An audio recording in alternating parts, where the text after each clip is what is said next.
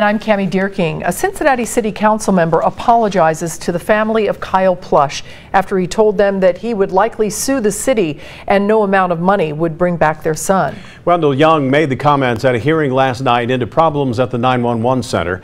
Anjanette Levy is here now with questions still surrounding Kyle's death. Anjanette? Well, Rob, as you'll recall, we were at City Hall for 5 hours yesterday listening to testimony about problems at the 911 center.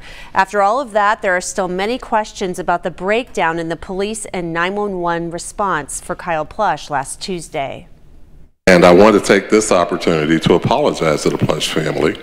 Wendell Young says his words were not intended to hurt the Plush family, but that's what happened last night when he said the family would likely sue the city and no amount of money would bring Kyle back. Stop this right here. This is the most insensitive thing I've ever heard. You guys were doing wonderful till this guy started talking. And the Plush family, I think rightly so, was upset by what I said. The apology showed there's no love lost between Mayor CRANLEY and Young.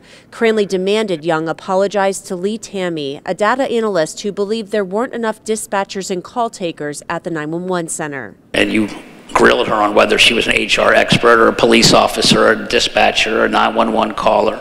But Young said it's every council member's right to question people. I will not be lectured by you about how to treat people. You of all people. Councilmember PG Sittenfeld said he spoke to Kyle's father last night and he wants the city to get the 911 and police response systems right. Well, the meeting ended on a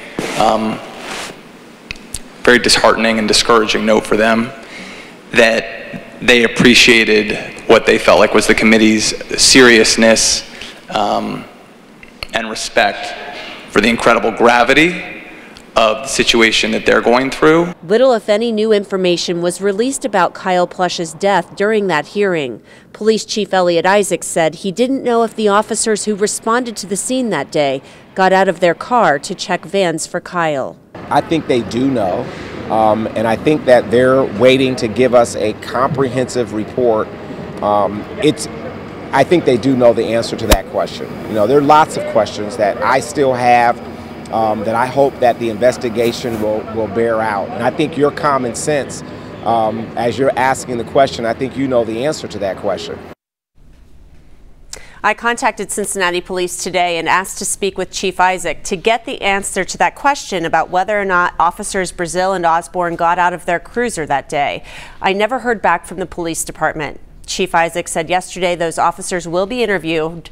We've also requested any video to piece everything together. Rob? Anjanette, thanks very much. Chief Isaac also said that he expects the internal investigation to be completed within about 10 days. The Law and Public Safety Committee will be briefed